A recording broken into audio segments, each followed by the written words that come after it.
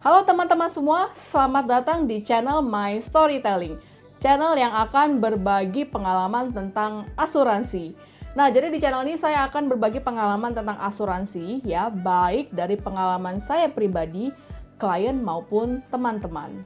Ya, so hari ini adalah perdana ya, episode yang pertama dari My Storytelling, dan saya akan men-sharingkan tentang pengalaman saya klaim COVID.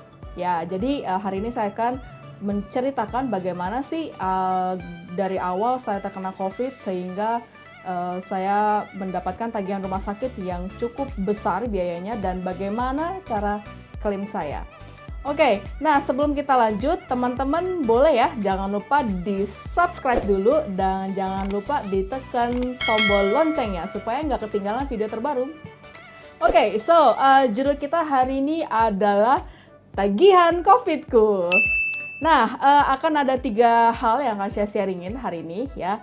Yang pertama adalah bagaimana sih awalnya saya terkena COVID. Nah, lalu yang kedua, rumah sakit. Dan yang ketiga, tagihan COVID-ku. Oke, ya langsung aja. Tanpa berlama-lama, kita langsung masuk ke poin yang pertama. So, teman-teman, kita masuk ke poin yang pertama ya. Jadi, saya mau sharing dulu nih, awal mulanya. Bagaimana sih ceritanya saya bisa terkena COVID ya. Nah, jadi sebelum saya terkena COVID itu memang kondisi fisik saya lagi agak kecapean sih. Gitu. Dan sehabis ada keperluan ya yang saya kerjakan di luar rumah ya selama kira-kira 1 minggu. Nah, beberapa hari setelahnya, saya mulai terasa gak enak gitu badannya, kayak rada pegel-pegel gitu, dan saya pikir ini cuman kecapean biasa lah ya, nggak kepikiran sampai ke sana gitu kan. Nah, kemudian di tanggal 17 Mei 2021, waktu sorenya itu saya mengalami tenggorokan saya nggak enak.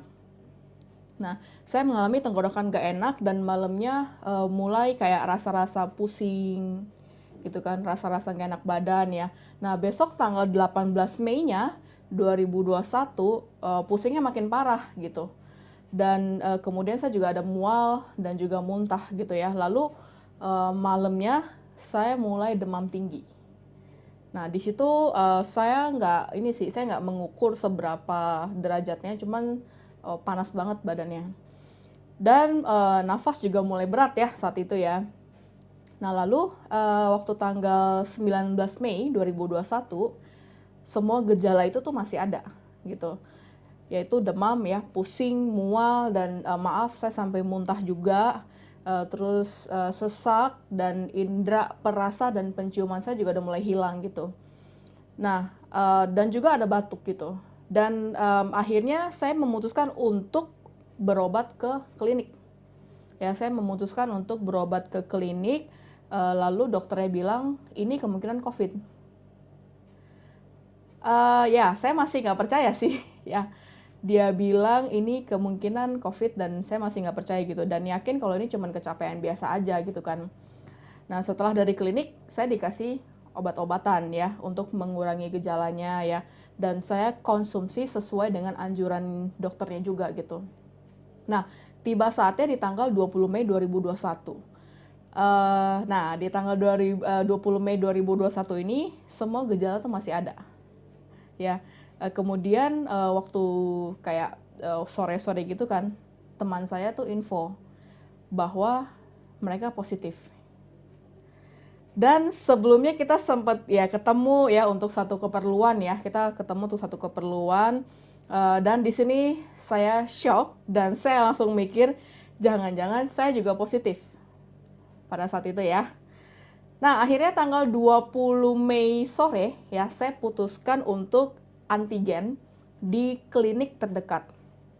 Ya, saya putuskan untuk antigen di klinik terdekat sembari menunggu hasil ya. Saya juga deg-degan waktu itu karena memang udah bad feeling, udah deg-degan, dan akhirnya sembari menunggu saya telepon ke rumah sakit ya.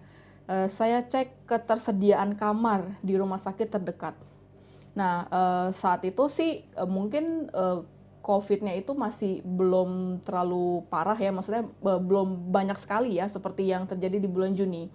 dan saya waktu itu di bulan Mei. Nah, jadi saya langsung dapat ada kamar yang available khusus untuk pasien COVID. Nah, itu ada di Rumah Sakit Royal di Grogol. Oke, kemudian 15 menit berlalu ya setelah saya telepon ya, dan udah oke nih, kamarnya udah ada kan. 15 menit berlalu setelah saya telepon, akhirnya hasilnya keluar dan ternyata memang beneran positif dong guys ya. Dan ternyata memang positif. Ya. Oke, so part yang pertama sampai di sini ya. Nah, kita langsung masuk ke part yang kedua, yaitu rumah sakit.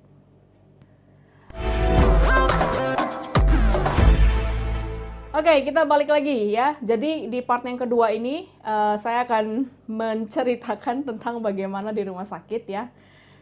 Nah, jadi setelah saya positif itu, saya langsung berangkat sore itu juga ya.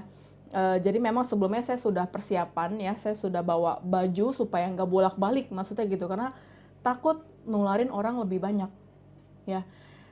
Lalu saya langsung ke rumah sakit ya. Sesampainya saya ke rumah sakit, saya mengurus semua administrasi ya di IGD dan juga waktu itu sambil diinfus. Nah, setelah administrasi selesai ya, saya di ronsen dan dibawa ke ruang isolasi gitu. Jadi sempat di ronsen dan saya juga dibawa ke ruang isolasi yang sendirian gitu kan ya. Ya, rada deg-degan sih waktu itu ya. Saya dibawa ke ruang isolasi sendirian. Dan malamnya kayak jam 9-an gitu, saya di PCR ulang. Untuk memastikan bahwa ini gejala yang saya alami beneran COVID atau karena sakit lainnya. Gitu kan. Oke, saya share sedikit ya. Jadi kemarin itu jujur aja waktu saya di rumah sakit, saya nggak terlalu banyak kayak foto-foto atau ngevlog gitu. Karena saya concern banget sama kesembuhan ya, saya pengen banget cepet sembuh pada saat itu. Pengen gimana supaya cepet-cepet keluar dari rumah sakit. Jadi saya nggak terlalu banyak ngevlog dan ini foto yang akan saya tunjukin juga sekiranya ya, sedapatnya ya teman-teman ya. Semoga sih bisa memberikan gambaran ya bagaimana kondisi di rumah sakit itu. Oke. Ya, saya share dulu sebentar. Oke, teman-teman, ini saya tunjukin ya bagaimana suasana waktu saya di rumah sakit ya. Ini waktu awal ya saya di ruang isolasi. Sorry memang rada berantakan bentukannya karena ya lagi tepar banget waktu itu. Jadi ini saya diinfus di ruang isolasinya. Ya, saya diinfus di ruang isolasi. Ya, teman-teman bisa lihat ya ruangannya itu saya cuma sendirian di sini. Jujur aja saya sempat takut sih ya. Cuman ya mau gimana, udah jalanin aja gitu kan. Oke, ruang isolasi. Nah, besokannya itu hasil PCR saya juga udah keluar gitu kan. Hasil PCR saya keluar dan memang benar-benar hasilnya positif. Ya, hasilnya positif ya udah akhirnya besok tanggal 21 Mei 2021 malamnya saya langsung dipindahin ke ruang rawat inap biasa. Ya, jadi inilah kira-kira lah ya ruang rawat inap biasanya ya. Saya share kembali. Nah, jadi selama di ruang rawat inap biasa, saya mendapatkan beberapa pemeriksaan ya. Di antaranya yaitu ada kayak ronsen, terus ada cek darah, lalu ada cek tekanan darah juga dan oximeter secara berkala. Ya, jadi susternya bolak-balik gitu setiap berapa jam sekali gitu kan ngecek. Nah, ini kira-kira lah ya kamar saya nih guys. Ini jujur aja nih fotonya apa adanya banget. Karena ya seperti yang tadi saya bilang, saya lebih fokus ke kesembuhan ya waktu itu ya. Jadi apa aja sih yang selain yang tadi ada tindakan juga ya, maksudnya seperti dicek darah, ronsen dan sebagainya. Selain itu saya juga ada sedikit dokumentasi tentang apa yang saya makan ya, dan juga obat-obatan yang saya minum selama di rumah sakit. Oh ya teman-teman, untuk obat-obatan ini mohon maksudnya hati-hati, jangan mengikuti apa yang saya minum karena ini dosisnya semua juga sesuai dengan kondisi badan saya ya. Jadi saya tidak menganjurkan sama sekali untuk teman-teman ngikutin obat yang saya minum ya. Dan juga saya nggak tahu, nggak inget semua sih nama obatnya apa. Cuman ya mungkin kalau lihat bentuknya ya mungkin ada yang tahu ya teman-teman ya. Oke, ini juga foto obatnya saya ambil sedapatnya banget ya teman-teman. Nah ini dia, ada kira-kira satu hari itu ada 5 butir untuk satu kali makan ya, dan itu obatnya untuk 3 kali. Jadi pagi, siang, dan malam ya. Jadi kira-kira kayak gini nih ya. Ini ada anti radang ya, ada zincnya juga gitu kan. Oke ya, ini juga sama. Oh ya, saya juga selalu minum ini dengan air hangat ya, karena waktu itu hidung saya rada gak enak, jadi saya pengen minum air hangat terus setiap saat gitu, jadi supaya lebih enak aja tenggorokannya juga kan ya. Jadi saya selalu minum obat ini dengan air hangat ya. Ya oke, inilah ya obat-obatan yang saya konsumsi. Dan juga ada obat yang dimasukkan melalui infus guys. Jadi kayak ada antibiotik, antivirus itu dimasukin melalui infus ya. Oke, yang berikutnya ya, saya share foto makanan ya. Jadi apa yang saya makan ya. Nah, ini dia. Inilah yang saya makan selama di rumah sakit, dan menunya sih ganti-ganti sih ya. Ini kebetulan lagi ada tempe, makaroni, bayam, dan buah naga ya. Nasinya juga makanan padat ya, karena teman saya sempat dikasih makan bubur gitu ya, karena mengalami asam lambung. Dan kebetulan saya normal, jadi dikasih makan makanan yang padat. Oke, terus yang kedua nih ada ya makaroni lagi nih, ada sup jagung, lalu ada tahu, nasi, dan ayam, dan ada sausnya juga sih. Ya jujur aja waktu lagi di rumah sakit itu saya kayak rada mati rasa, dan makan apapun yang enak rasanya juga sama, karena indera penciuman, indera perasanya tuh masih belum normal. Ya jadi saya nggak tahu ini masakannya beneran begitu rasanya, apakah lebih enak kah? Karena saya nggak bisa ngerasain apa-apa sama sekali. Yang penting makan asal kenyang aja gitu. Lalu ya satu lagi, ini ada bihun dan telur ya, ada teh manis hangat juga ya. Oke, so inilah teman-teman yang saya konsumsi ya, yang saya makan di rumah sakit ya selama dalam perawatan kemarin. Nah, ini benar-benar dokumentasi sedapatnya ya. Semoga bisa sedikit memberikan informasi ya kepada teman-teman. Dan waktu itu juga jujur aja tangan saya sempat bengkak ya, karena udah nggak kuat gitu di infus kan berhari-hari kan. Jadi akhirnya tangan saya sempat bengkak, dan saya minta ke suster waktu itu, minta tolong untuk dicabut infusnya karena tangan saya udah sakit banget gitu. Dan untungnya sih suster membolehkan ya untuk dicabut. Lalu obat yang saya dimasukkan ya melalui infus itu juga ya disuntik seperti biasa. Jadi kayak infusnya tuh nggak setiap saat gitu. Jadi kalau ada obat itu aja tuh kayak antivirusnya baru dipasang lagi infusnya gitu. Oke, so total 9 hari saya dirawat ya.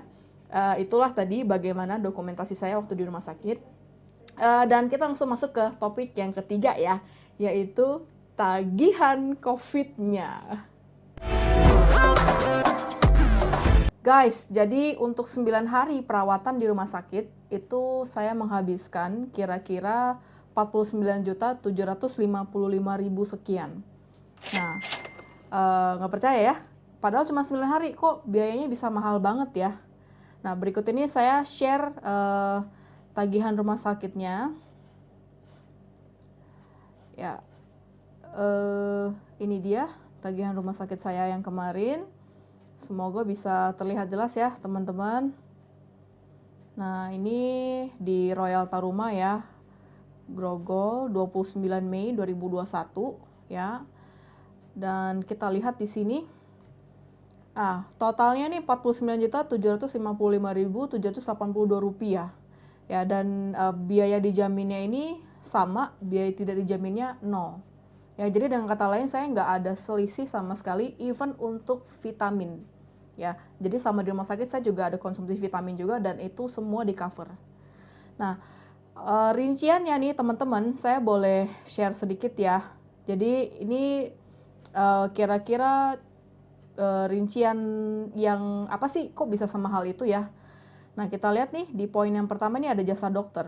Ya, jasa dokter ini sekitar 2.265.000. Itu selama 9 hari. Ya.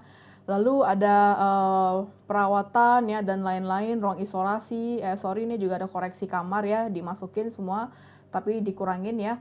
Ini sekitar 6.750.000. Ya, penunjang medis. Nah, ini macam-macam nih penunjang medis yang banyak nih, guys. Ya, jadi ada macam-macam obat-obatan yang saya konsumsi ya. Dan sekali lagi please teman-teman jangan mengikuti apa yang saya konsumsi selama di rumah sakit karena ini sesuai dengan kondisi pasien ya. Jadi untuk teman-teman yang mungkin lagi survive dari COVID, please jangan ikutin karena kalian harus konsultasi dulu ke dokter ya. Minumlah obat, konsumsi obat sesuai dengan apa yang dokter anjurkan ya. Disclaimer on. Ini untuk saya ya, yang saya konsumsi ya. Oke, ini obat-obatan ya, kebanyakan ya teman-teman ya. Dan macam-macam, ada toraks juga. Lalu ya kita bisa lihat ya, sehari itu bisa 700, ada yang 500, ada yang 600 ya. Oke, di halaman berikutnya kita lihat. Nah, halaman berikutnya. Oke, ini juga sama ya. Ini seputar di apotiknya ya, penunjang medisnya ya, obat-obatannya ya, ada zinc segala, ada Nutriflam ya, lalu masker juga dimasukin. Oke, terus ya teman-teman bisa lihat ya di sini, ini banyak sekali, saya nggak bisa bacain satu-satu ya, karena banyak banget ini. Nah, kita lanjutin ya ke halaman yang berikutnya. Nah, ini juga sama nih. Ya, masih tentang penunjang medisnya ya, guys. Ya, ini juga sama nih penunjang medisnya. Banyak banget. Dan di lembar yang berikutnya. Oke, guys. Nah, ini lembar berikutnya. Masih penunjang medis lagi. Dan kita tiba di lembar yang terakhir nih, guys ya. Jadi total penunjang medisnya nih ada 30.937.000 sekian ya.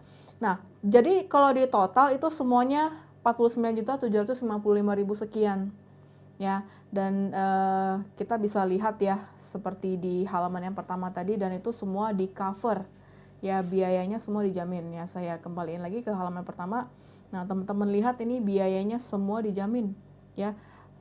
Apa yang di sebelah sini nih ya, nggak ada biaya yang tidak dijamin, nol. Jadi artinya saya nggak ada nombok, nggak ada selisih sama sekali gitu. Oke, guys, jadi itulah ya kira-kira rincian tagihan rumah sakit saya selama 9 hari perawatan COVID. Nah, waktu awal ya pertama saya masuk rumah sakit itu, saya sama sekali tidak ada deposit ya, guys. Jadi saya nggak ada deposit apapun ya, karena saya memiliki kartu Black Card dari Prudential ya. Saya share kartu apa sih yang saya punya ya. Nah, ini dia kartu saya. Oke. Ini dia. Masih yang ini keluarnya. Nah, ini dia. Oke, guys. Ya, jadi ini adalah kartu Black Card yang saya punya dari Prudential ya. Dan ketika saya registrasi, saya hanya menunjukkan kartu ini dan juga saya kasih KTP. Itu udah cukup. Ya, registrasi ambil sesuai dengan plan-nya dan nanti susternya aturin ya. Setelah selesai baru langsung ditanganin. Jadi saya nol deposit, hanya dengan kartu ini aja. Dengan kata lain itu cashless ya teman-teman ya. Oke, jadi dengan kartu Black Card Prudential kita berobatnya itu bisa cashless ya. Oke, nah itu dia tadi seputar tagihan rumah sakit ya dan rinciannya. Nah, teman-teman saya mau encourage teman-teman semua ya, pastikan untuk kalian memiliki kartu kesehatan ya yang sesuai dengan tagihan. Ya, karena ini akan sangat membantu keuangan kita ya ketika terjadi resiko. Ya, jadi kita nggak mengeluarkan uang besar sekaligus, teman-teman. Ya, bayangin nggak sih kalau seandainya saya nggak punya Black Card ya, uang 49 juta itu saya harus keluarkan dan itu rasanya sayang banget. Ya, meskipun ya untuk berobat ya, cuman rasanya gimana ya, mungkin teman-teman tahu lah ya. Nah, seperti yang kita tahu bahwa tagihan rumah sakit itu kita nggak bisa tawar dan kita nggak bisa prediksi akan sampai seberapa besar ya. Inilah alasan asuransi menjadi penting buat kita, ya teman-teman. Oke, so demikian sharing saya hari ini ya. Semoga bisa bermanfaat buat teman-teman semua. Dan buat teman-teman yang ingin tahu nih lebih lanjut tentang asuransi dan kartu kesehatan seperti yang saya punya yang tadi, yang Black Card tadi, boleh menghubungi saya ya. Boleh ke Instagram, boleh DM di @proteksihelper ya, atau teman-teman boleh email saya di proteksihelper@gmail.com ya. Jadi buat teman-teman yang mungkin mengalami kendala soal klaim atau ingin tahu lebih lanjut, boleh menghubungi saya, nanti saya akan bantu dan itu free, konsultasinya gratis, nggak kena biaya. Oke, so sampai di sini aja sharing saya. Terima kasih udah nonton dan sampai jumpa kembali di video berikutnya. Bye.